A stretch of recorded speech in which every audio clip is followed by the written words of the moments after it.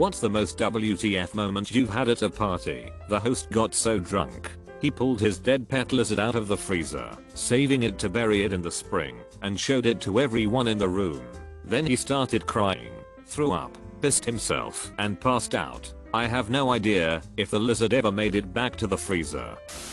New Year's party at a farmhouse. This guy I know has taken some illegal substance. He found a top hat and cape somewhere and was wearing them. He is having a bad trip and is just spiraling into a depression and fixating on death while being freaked out on his trip. So I take him outside to get him away from all the smoking and noisy drunks in the house. We step out on the dark porch, and for a minute he seems to be getting right when suddenly about 10 cows run by the porch. His eyes go wide and he runs away. The drunks in the party yell the cows are out, and they all start chasing the cows trying to round them up. But the cows are now smarter than the drunk people, so they were not doing a good job of it, and I never saw that guy again. I found the cape and top hat laying on the floor like he just vanished, and they fell straight down. I went to a bowling alley in grade 4 because that was the first birthday party I had been ever invited to. I was really excited because he was one of the popular kids. Come to the day that it was happening, I decided to wear a nice pink glittery shirt because glitter was really important in my life for some odd reason. I got to the bowling alley with the bag, and when I went to give it to him, I farted really loud out of excitement. Everyone looked over at me, and I immediately burst into tears. He told me it was okay and then proceeded to fart maybe 3 minutes after I did. That really comforted me, and we had a good time. Not really a party, a sleepover a few years back. I was probably 14 or 15. Some of the girls thought it would be fun to do some prank calls on various people, and we got a kick out of it for a while. Everything was going fine. We were all having fun and laughing. Then, one of the girls rings up a lady. I'm not sure if the girl knew this woman or not, but when she answers we did the classic, "Hello, this is Wendy's," or something along the lines of that. Then, get this, the lady starts naming every girl at the sleepover. We were all freaked out, and I don't think I've seen anyone hang up the phone faster. It was truly terrifying. Hosted a party in high school. Girl and a guy spent a bit of time in the bathroom. Not a huge deal. Went to use the bathroom and wash my hands after. The hand towel had a whitish, gooey, sticky substance on it. Took a closer look, and it was covered, like a disgusting amount. The backside of the towel was completely soaked. I didn't know a human could produce that much. I stepped out, and a buddy saw my face and began laughing. He knew exactly what I had found and laughed harder when he saw how much. He then informed me that the couple in there before accidentally broken one of the soap dispensers and used the towel to clean up the liquid soap. The liquid soap happened to be a near identical color to another substance that I had confused it for. I don't think I've ever felt so relieved in my life. So, these drunks were bonding, and somehow they decided that dude has a wart on his elbow that needed to be removed. Stat. In a manner consistent with world-class surgeons, they numbed the area with an ice cube from the half-melted tray on the counter. The next step was to carefully and delicately use wire cutters to slice off the offending growth. The wart came off easily with a roar from our dear drunk patient, and then a scream as he saw the absolutely ridiculous amount of blood gushing from the surgical site. They scrambled with towels and strategies. Surgeon Steve ended up slipping in the blood before it was over with. The kitchen looked like a damn murder scene, and I'm pretty sure I almost died laughing. A Halloween party that went down in infamy among our crowd. We were still in high school, and it was an out of control party. There were a few incidents but nothing serious until the father of the host caught one of our friends drinking from his personal stash. He chased the kid outside where the kid jumped a fence and vanished into the wilderness. My friend who hosted the party went looking for him. Ended up at another party where he pissed off the host, a mutual friend of all of us, but his crowd was the jocks. We were the outcasts and got beat. Then everyone from both parties gathered in the street figuring out what happened when my friend's dad came charging through the crowd and proceeded to lay another beating on the poor guy. So they brawl. Cops show up. We get my friend home. His dad stays back to talk to the police, and then my friend's mom, a crazy alcoholic who was on fine form that night, flipped out and stabbed him in the side. I ended up being the only person who stuck around through the aftermath. Friend ended up in the hospital. Parents paid hush hush money. Foreign country, lots of corruption, and not much came out of it.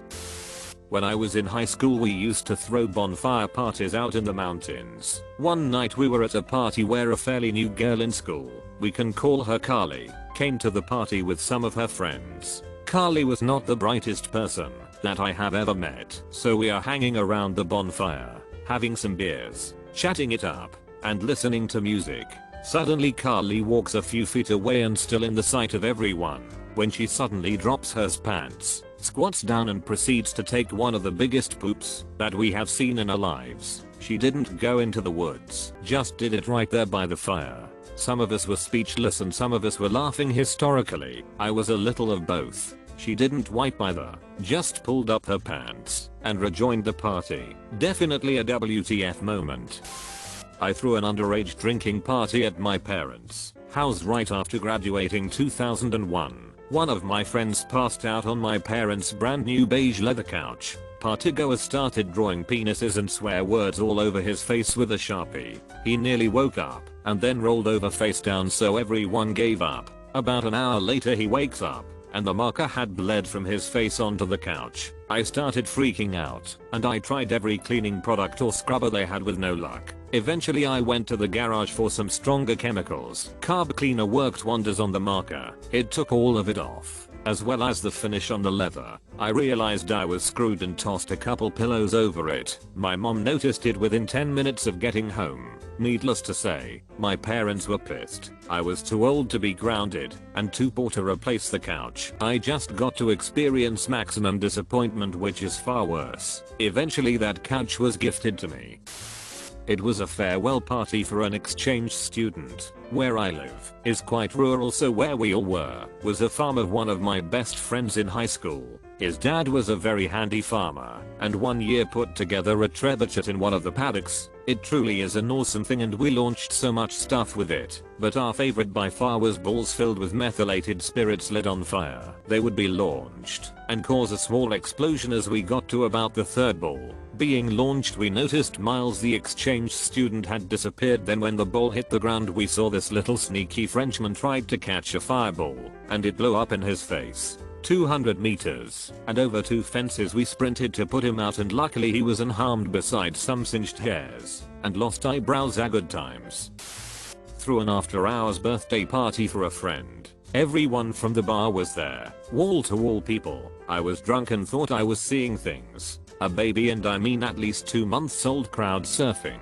I never sobered up so fast in my life. Someone almost dropped her and held her dangling by her arm, and I grabbed her and rushed her out of the crowd. Mom left her in her car seat by the door and went to smoke weed in the back room at 3 AM. I really don't know how long the baby was manhandled, but she just fell asleep in my arms. She was so tired. We just shut it all down, made everyone go home. It was appalling. In college my friends and I decided to throw a party in some woods right off of campus in a wooded area we had partied before on the edge of where the college ROTC did some training. We ended up having our core group of 10 or so people and maybe another 15 or 20 through the night around the bonfire, and all night I couldn't shake a weird feeling of being watched, and it was weirding me out to no end. I kept mentioning it to my friends, and they kept saying I was just being anxious, which wasn't uncharacteristic for me. Eventually I just couldn't take it anymore, and me and the only other person who felt something was off decided to head back to campus. For whatever reason I decided I didn't want to take the normal path and went way off the path and cut through some fields using the moonlight to guide us. When I finally got back to the apartment I was just hanging out when I happened to look out the window and saw almost a dozen police cars sitting behind some trees next to the road near the path going up to where my friends were partying. I used the apartment phone to repeatedly try calling the only cell phone at the party, but none answered. Everyone there ended up getting charged in some manner, some for providing alcohol to minors, since some of them were a year shy of legal age.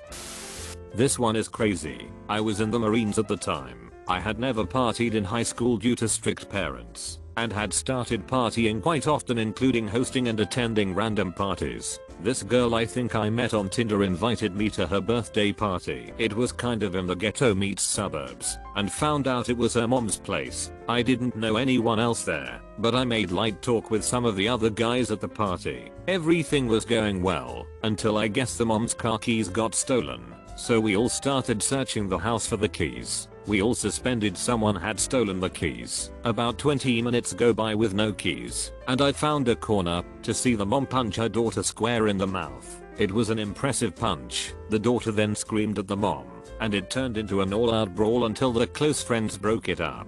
Yeah, safe to say there would be no cake. We were two 11-year-old girls. I was staying over at her house in the country next to a cemetery. She told me casually that her house is haunted by several ghosts. I didn't take her too seriously. She showed me these long, deep scratches in sets of 3 on the furniture in her room, made by ghosts, she says. Sure, she says she can see the ghosts. One is in front of us right now. I pretend to see it, too. It's fun. After going to bed, the king-sized bed lifted up and down. The blanket was pulled into the air above me. She said a ghost under the bed was sticking its long fingers through the mattress and into her back. In the morning there were fresh scratch marks on her back where she couldn't reach, and the same marks in the dust on the bedside table next to me. I don't joke about spooky stuff anymore.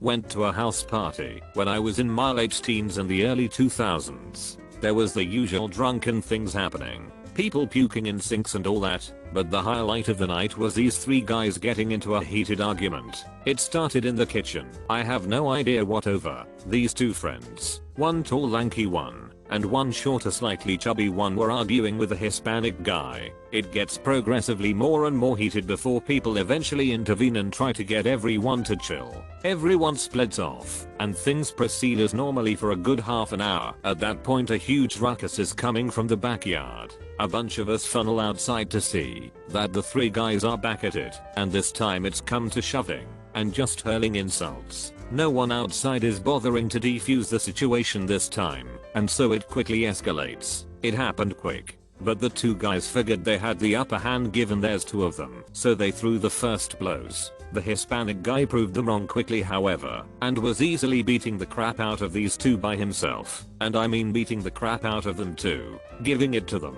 By now people are actually trying to break this up, because they are worried about the police being called. But it's like a cartoon tornado of limbs flying. It's progressively moving closer and closer and closer back into the house. There's people yelling, jeering, and gawking outside, inside the kitchen, and even people hanging out the windows from the 2nd floor cheering. Absolute chaos. They get pressed up against the back door, which is a glass sliding door, and the short, chubby guy gets knocked over into a little garden area surrounded by a small wall of bricks that he tripped over while backpedaling.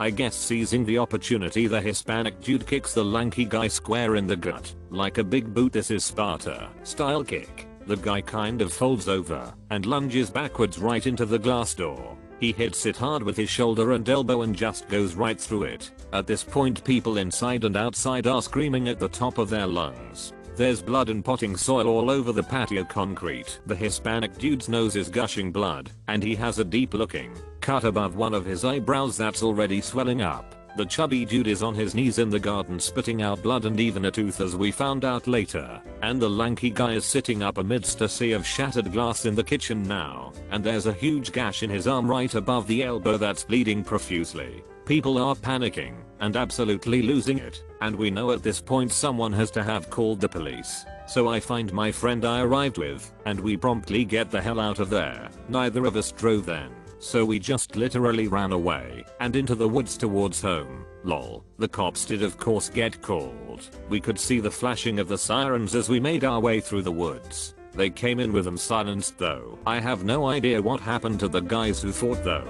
because I didn't know them. It was a wild night.